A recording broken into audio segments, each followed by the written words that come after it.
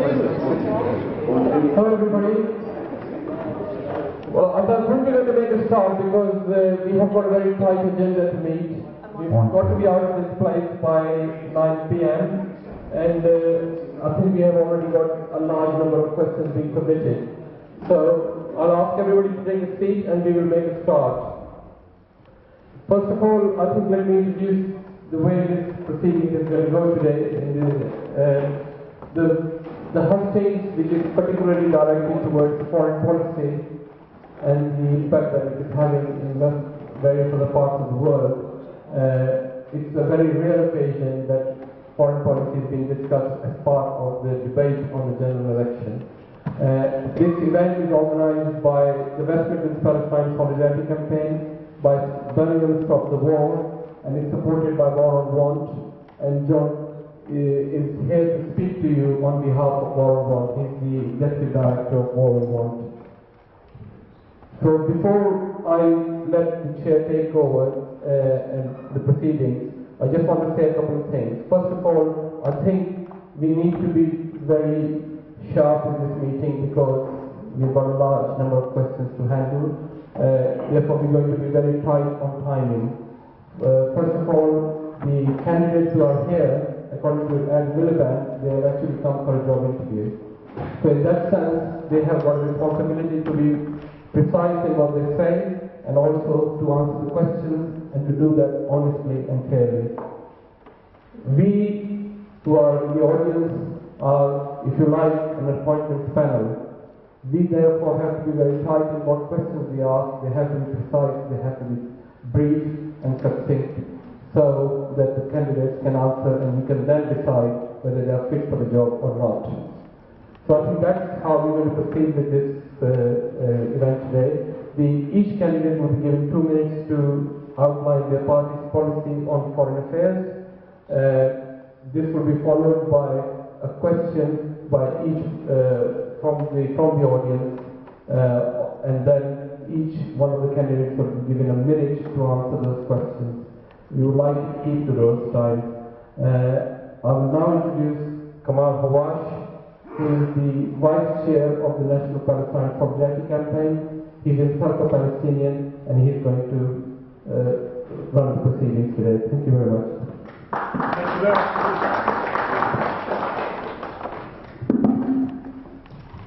Well, good evening everyone and welcome. It is a special occasion that foreign policy is finally getting a look in the elections. Of course, the economy and housing and all of these things are important, but we mustn't lose sight of the fact that although we live on an island, we are part of this international community, and the UK does have some influence. It does make decisions that impact on other people's lives and vice versa. So it is very important that we hear how the parties are going to handle foreign policy in the future, because it ain't perfect at the moment. To start with, as Naeem indicated, we're going to start with John Hillary, who's Executive Director for War on Want, who's going to set the scene for us. Thank you.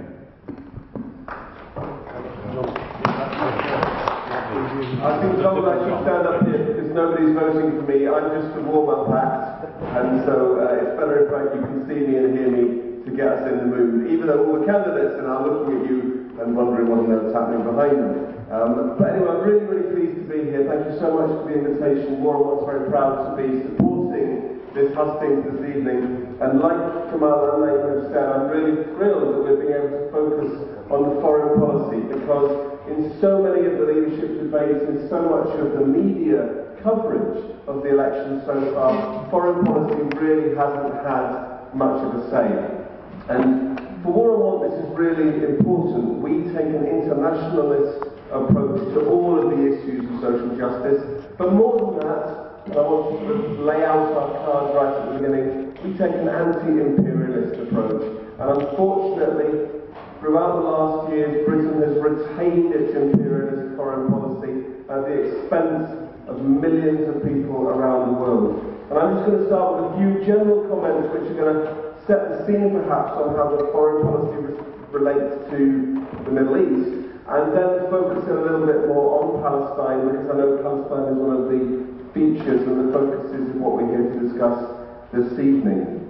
And this has been War on Want's wrong really up until now, from the 1950s when it was formed.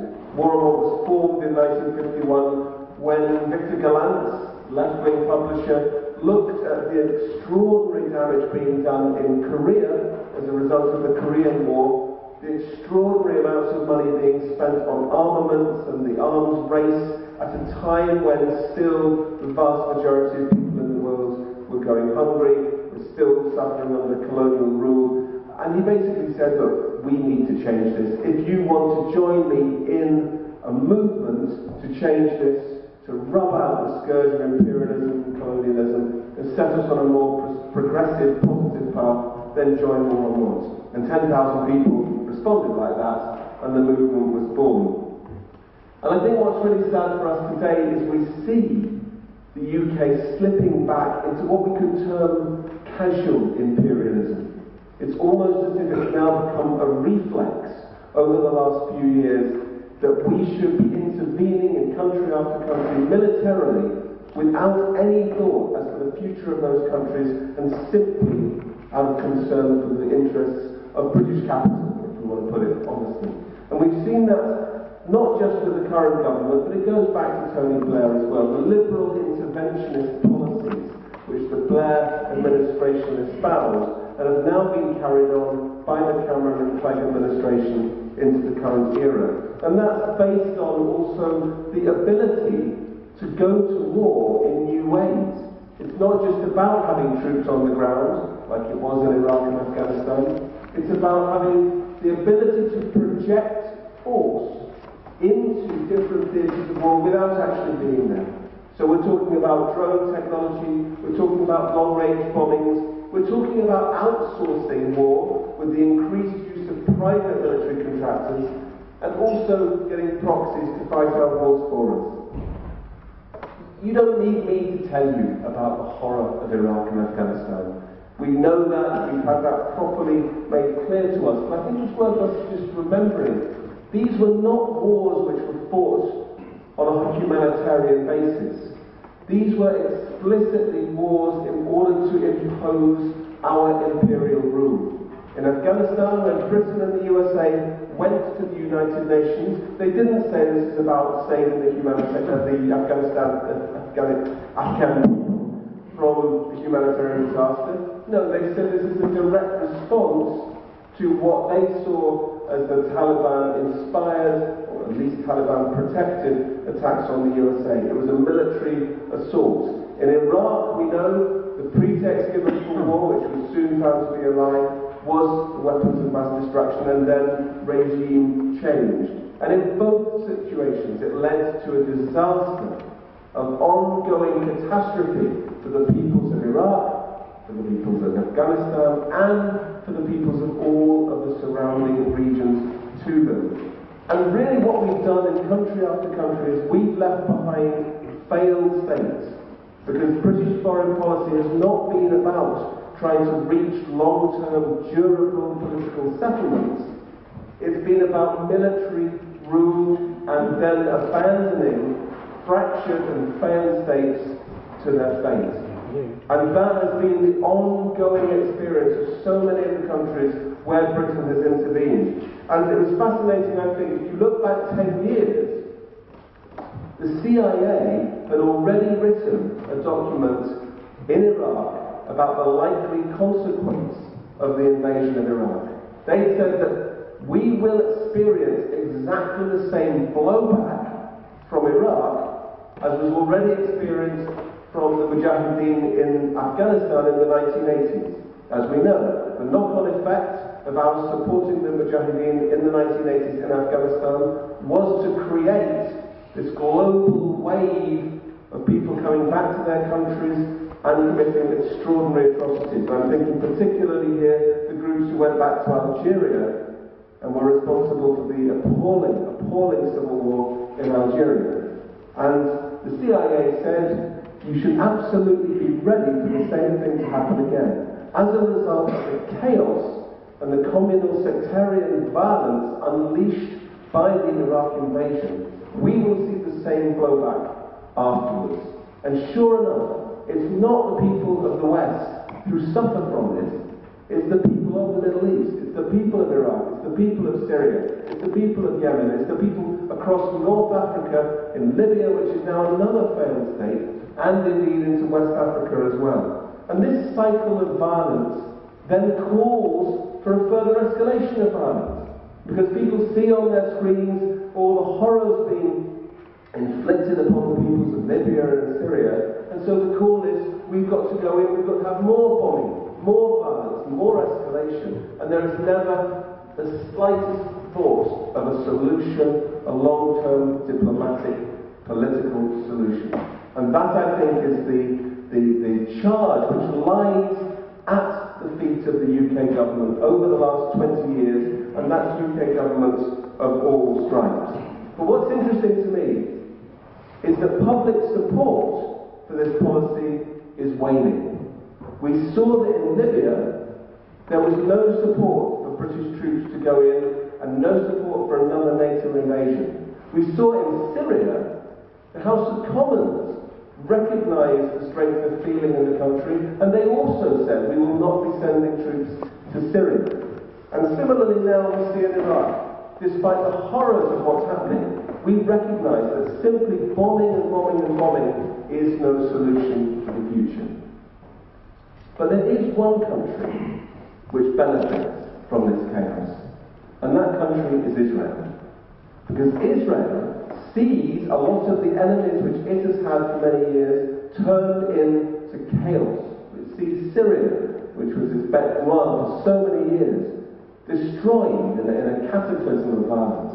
It also allows Israel to get away with its continuing policies of apartheid, ethnic cleansing, and the expansion of settlements, destruction of the Palestinian presence in their own country, because suddenly Palestine is knocked off the agenda as a result of the other horrors in the Middle East.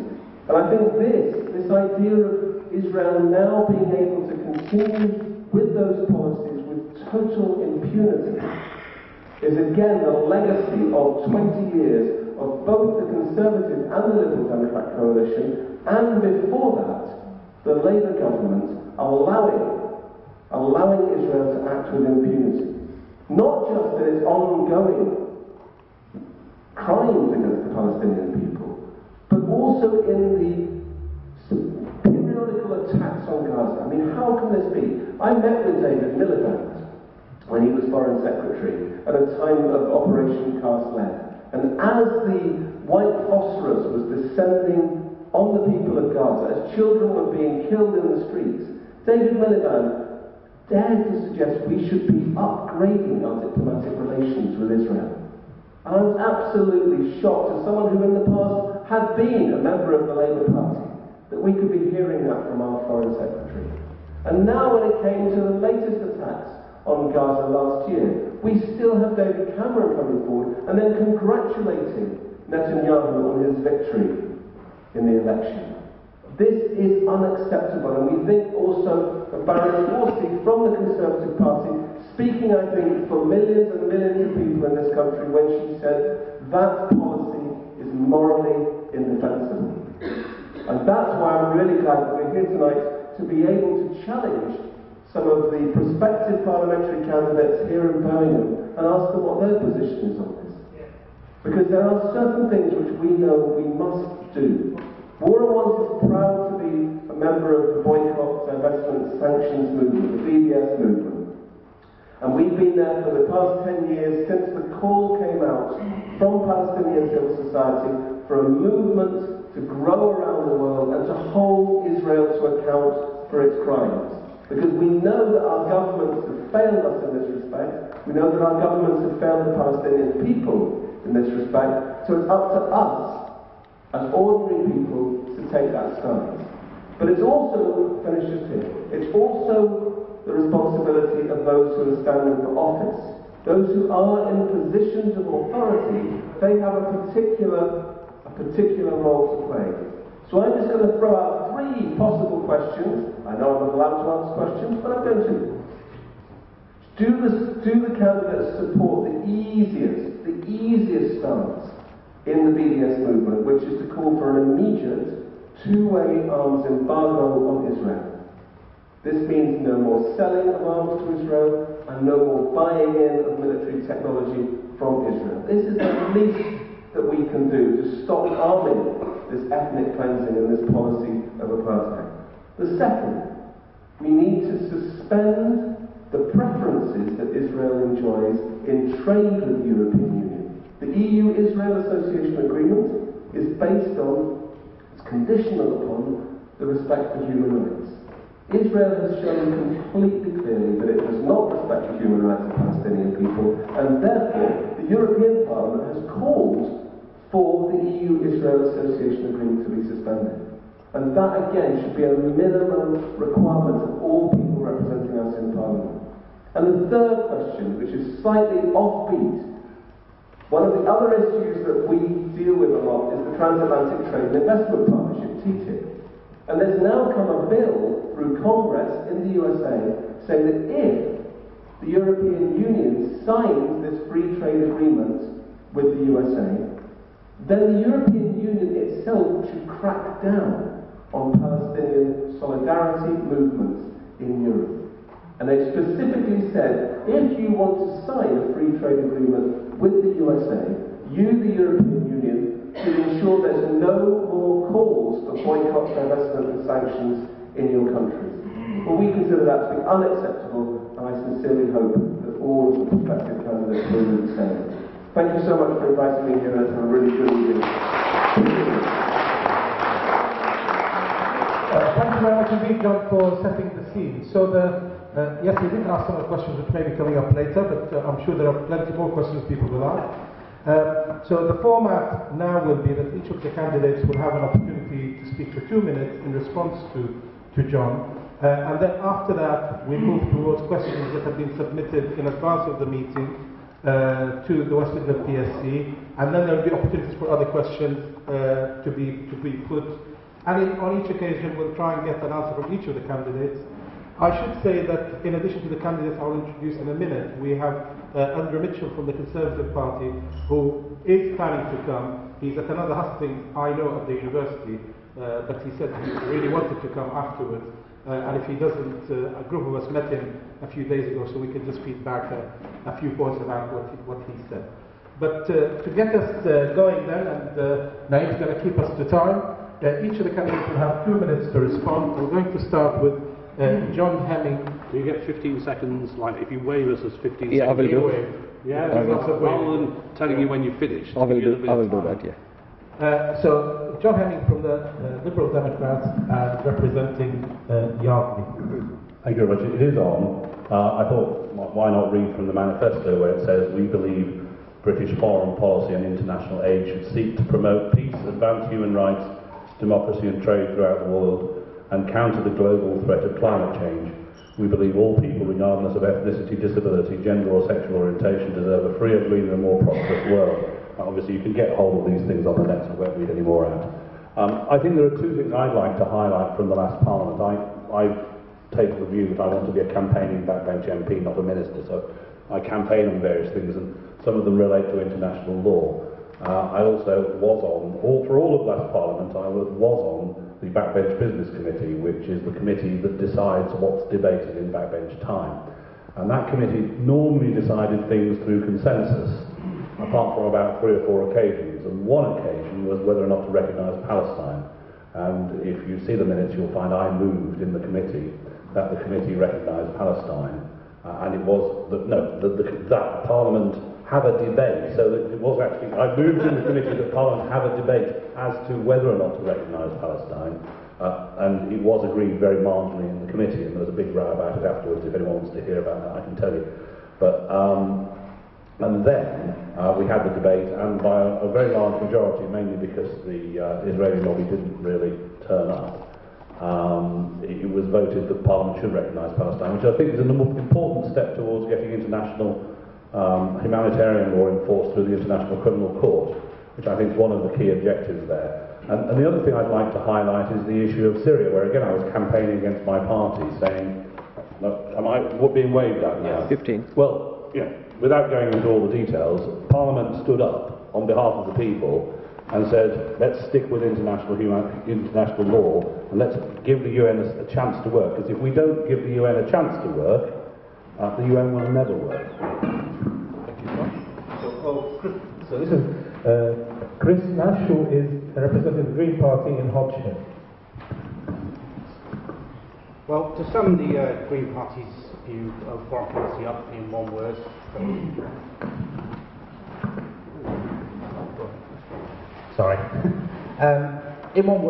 2 words, our vision for foreign policy is to be a good neighbour, to be committed to peacemaking and creating the conditions for the flourishing of life.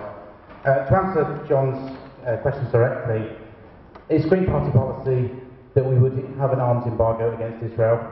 It is Green Party policy that we would suspend the EU-Israel Association. With regards to TTIP, I know we're very opposed to that. I don't know on the specifics of this case, so I'll try to get back to him.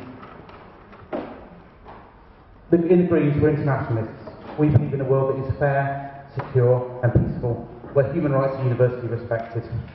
We want the UK to be a force for international good, to build on where we are good in disaster relief, in genuine humanitarian intervention.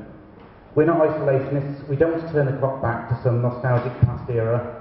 We don't want to cut ourselves off from the world we belong in, but we also don't want to get sucked into naive adventurism, and we don't want to whitewash the sins of imperialism and colonialism from our past. Now, I'm just an ordinary person of average intellect here. I don't have all the answers. I'm not claiming to have a monopoly on wit or on insight, and I'm here as much really to listen to what your questions are, to see if I can answer them and to get your insight, as I am to put forward my own. But I am also here to give you a view of what the Greens' policies are on foreign policy. Thank you. Thank you very much. Thank you. And now moving on to Richard Burden, who is the Labour Party candidate in Northfield. Thanks very much, Cameron. In 2 minutes, it's impossible to cover all the issues that I hope we're going to cover later on this evening. So I just want to use the question of Palestine to illustrate something where I'm coming from, and also to illustrate why I think it's important that we end up on May the 8th with a government led by Miliband and a government led by David Cameron. Now, I'm not going to try and convince you about why we need peace for justice in the Middle East. John has highlighted that, and I suspect a lot of you will need no convincing about that. It's also true that no party has done enough to bring that about in the past. The crisis in the West Bank goes on, settlements continue to be built. In Gaza, 100,000 people are still displaced after the war there last year. So the choice is, what do we do about that? Because if you ask all the parties, they'll say the right thing. They all say two-state solution, they all say settlement is illegal, they all say the blockade on Gaza should be lifted or eased. But the difference is, in Gaza last year, and John's mentioned this, what David Cameron said about, which was put it at its most charitable, unbalanced, compared to what Ed Miliband said was to unequivocally condemn what happened in the Israeli invasion. Look at the recognition of Palestine. It's good that John moved that motion, but it's also the fact that when Parliament voted historically to recognise Palestine, 75% of Labour MPs voted in favour of that. And Ed Miliband came out in favour of that as well, despite lots and lots of attacks and pressure to the opposite. So I think we have learnt the lessons from Iraq. I voted against the Iraq war. You can see that now change position in Palestine. I think you can see it in the action we took in relation to Syria last year. I look forward to your question. Thank you. And now to Rob Contam, who is representing TUSC. First of all, thank you everybody for coming down from the platform. That was something, but while we are very much against imperialist attack, and it doesn't matter whether you're Gaza or Syria, it's about the imperial, the power, giving back the power to the ordinary people rather than the imperialists having the power. It's in Gaza, it isn't about, yes, stopping giving the power to Israel and to allow people to live the way they like, whether whether that be in the Middle East or wherever. And obviously, in Tusk, we are very much against TLAP all its ways. So I think for us, as a new party, it's about, like very true Green Party said, it's about us listening to you and finding what you want to do and learning by answering the questions as much as we can. Thank you. Thank you. And finally, we have Shiraz Pia, who's representing Respect in Hall Green. Hi, good evening. Thank you. Just to let you know that I am an immigration and human rights lawyer. I understand the issue of human rights in regards to certainly the Palestinian issue, together with all the wars that we are running around the world. My take on this is that Israel needs to be tamed. They are running amok. They have no control. They are massacring the Palestinians on a daily basis. They are getting away with it because they have the support of the United States. We as a country have to stand against that. We have to boycott their goods. We have to support any motion to stop dealing arms with Israel, and we have to bring them into line with international law. They have discarded every international law on humanitarian grounds, and they continue to massacre women and children on a daily basis. This is a massacre. This is ethnic cleansing. I grew up in South Africa for many years, and I was subject to an apartheid state. I know what an apartheid state is. I know what the Palestinians are feeling and what they are going through. Probably not the seriousness of what they're going through, but I can relate to the issues that are ongoing. I personally, and from the Respect Party point of view, you know that we do not accept and we do not recognize Israel as a state in its current form. It has to be changed, it has to be reformed, and there has to be a peaceful solution for the Palestinians to govern themselves.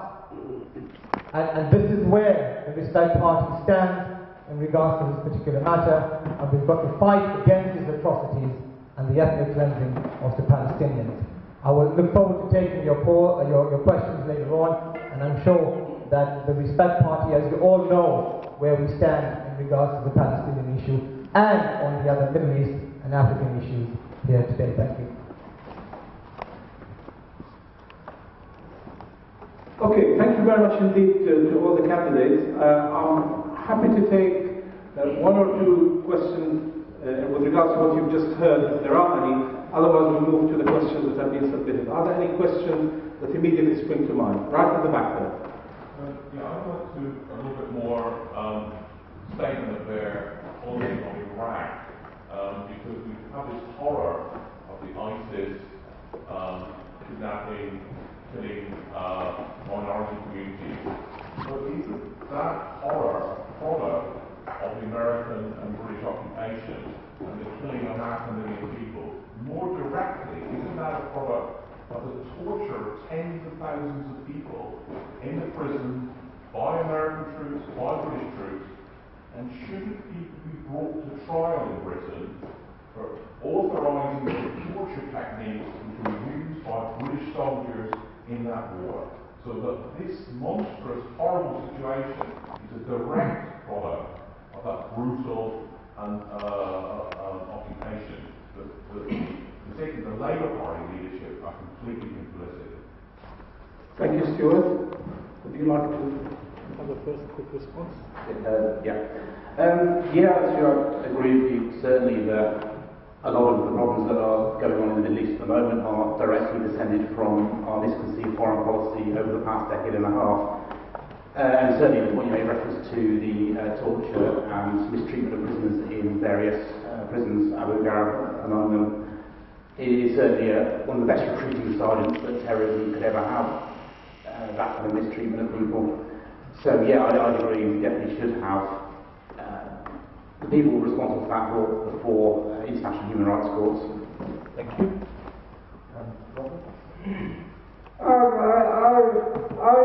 that anybody who has done international has punished people and done something illegal in another country to be brought to justice.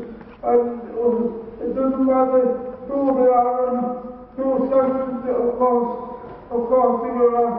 in Iraq or anywhere, if somebody is responsible, then they have to be brought to justice and said if they're very wrong to come up and say why they did it and be responsible for their actions. Thank you very much. I think if you look at the situation in Iraq and Syria at the moment, is it related to what happened in relation to the Iraq war? Yes, it's related. Is that the whole answer? No, I don't think it is the whole answer. But you know, the real question now is what we do about it. Because saying who we blame for what has happened doesn't actually provide an answer to that. And when there were those people stuck on Mount Sinjar last year, there was a choice. Do you do something about that or not? I was talking to a member of my family who's an aid worker over there, who's actually working in northern Iraq, was actually working with that, and he was saying, you know, I said, well, what about military action? And what is there an alternative there? And his view was, you need to do it. The trouble is, it's going to be the wrong people doing it. But there was no choice in that, because actually, if you're going to keep ISIS or ISIL or Daesh or whatever you call them away, you've got to do it. And this presents us all with profound challenges about how and when intervention is justified, when it's in accordance with international law, about how we ensure, as John said, we don't make the bad situation worse. But when it comes down to it, us getting involved in saying, you know, we blame about what's happening in the past, doesn't save anybody's life. And I think we should remember that. Yes, it is. You're quite entitled to clap if you want to raise, your objection. This is a lively debate, and you know the candidates need to get a feel for how you think this is going and how their answers are marrying with your views. No, Stuart, can we? The entire situation. May I just say, the entire situation in the Middle East is a tragedy of immense proportions, created by the West. I am in full support of Tony Blair and his cronies who were in that cabinet, including Jack Straw, be brought to the International Criminal Court for full trial and answer the bloodshed and the killing of innocent people to further their own gains, including President Bush should be brought to trial. He was the articulator of these immense crimes. He used these as an excuse to get oil. We fully support that those leaders who went into war in Iraq in the early 2000s for reasons that were false should be brought to justice, and we will continue to fight to make sure that one day we see them in that criminal court and they will face justice.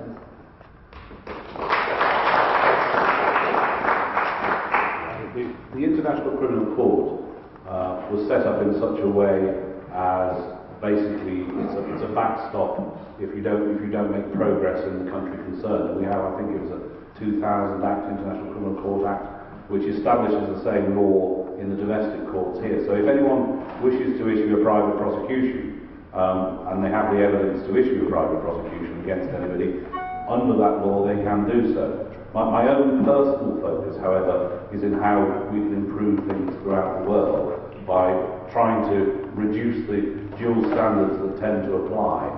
Because in a sense, it's not that the one thing causes another, as you have a general miasma of injustice going on, creating desires for revenge and people getting vengeful and taking vengeful acts.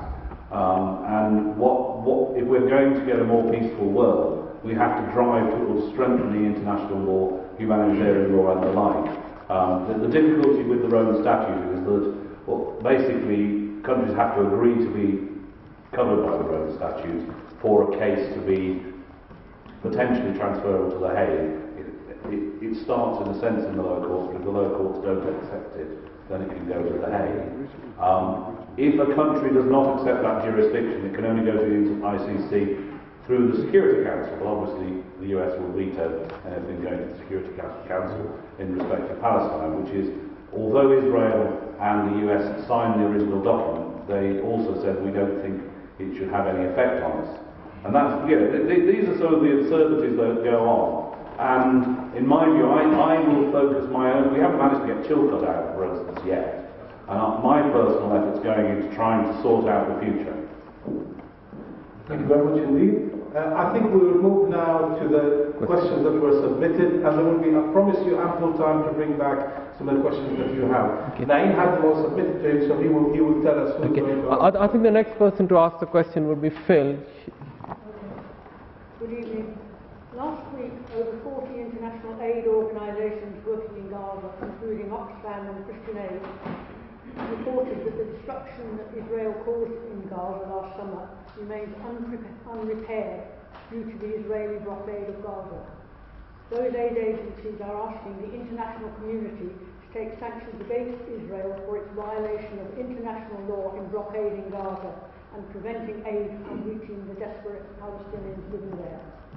I ask all the candidates that if elected, will they do everything possible to ensure that our government ends all arms trade with Israel until Israel complies with international law and ends the blockade of Gaza.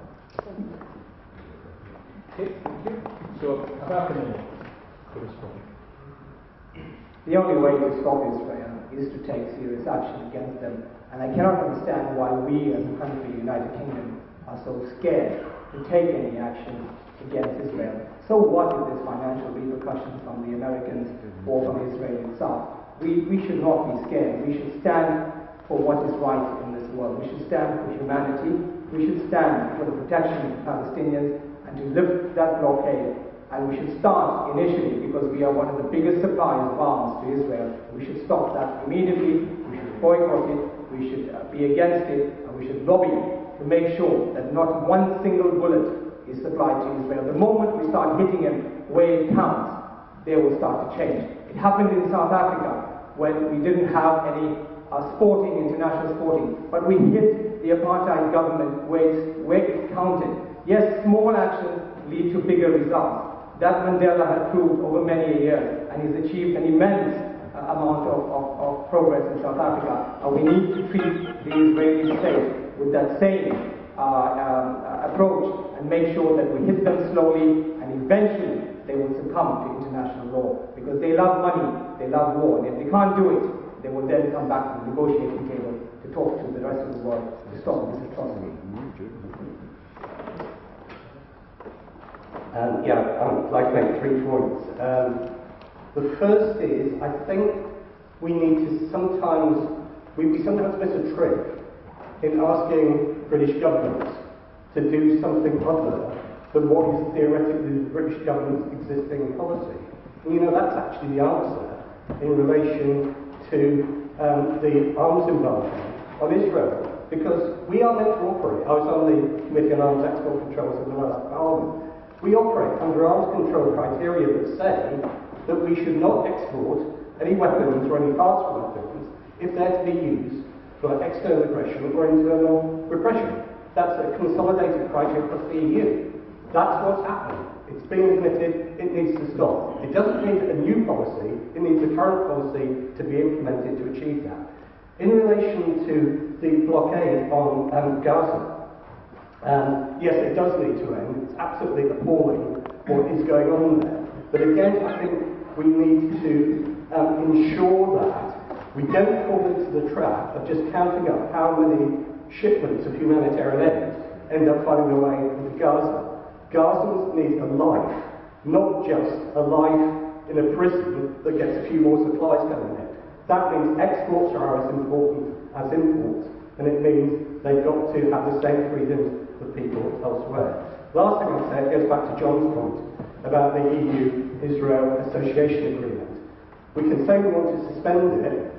What actually a guy in the EU once said to me, don't say that, say you want to implement it. Because implementing it, signing up to that agreement, Israel signed up to rights and responsibilities.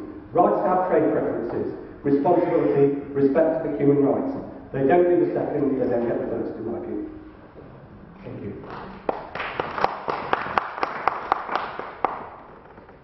Well, I defer to Richard on the subject of arms trade, because I essentially agree with him. In terms of the Gaza blockade, the siege, what I would say is, really, the way it works currently effectively lets Hamas off the hook in terms of providing for the economic well-being of the people of Gaza. What we need to do is encourage Israel to lift their side of the blockade, encourage Egypt to lift their side of the blockade. Going back to arms again, it's Green policy to stop arms trade with any countries that breach human rights and to suspend arms trade with any countries that are anti-democratic. That includes Israel for human rights, it includes Saudi Arabia for human rights and for democracy, it includes a lot of countries in the Middle East. There was figures today that the weapons sales to the five biggest buyers in the Middle East topped £18 billion, which is up £6 billion from last year. That's fueling a cycle of conflict in the region that we really need to stop putting our investment into. Thank you.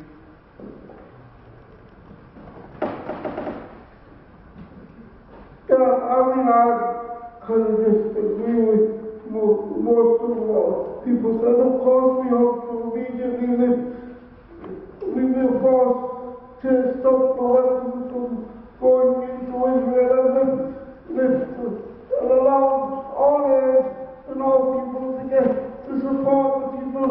And that's not just a fast response. We need to make sure that they have the power to support themselves on the long run, and also to be seen to be empowered to speak and do things for themselves. Thank you. The Palestine Solidarity Campaign has actually done a survey of parliamentary candidates on 7 questions as to whether they support these proposals from PSC. I've agreed to all 7. Those are 2 of them, so obviously I agreed to those 2. The TTIP thing raised tonight is interesting. Obviously I'd like to study the details behind that, because the idea that a trade agreement would constrain freedom of speech in the UK is abhorrent. But I'd like to check the details, and if you can send me the details, I'll be very interested. My email address is easy to find, so I won't give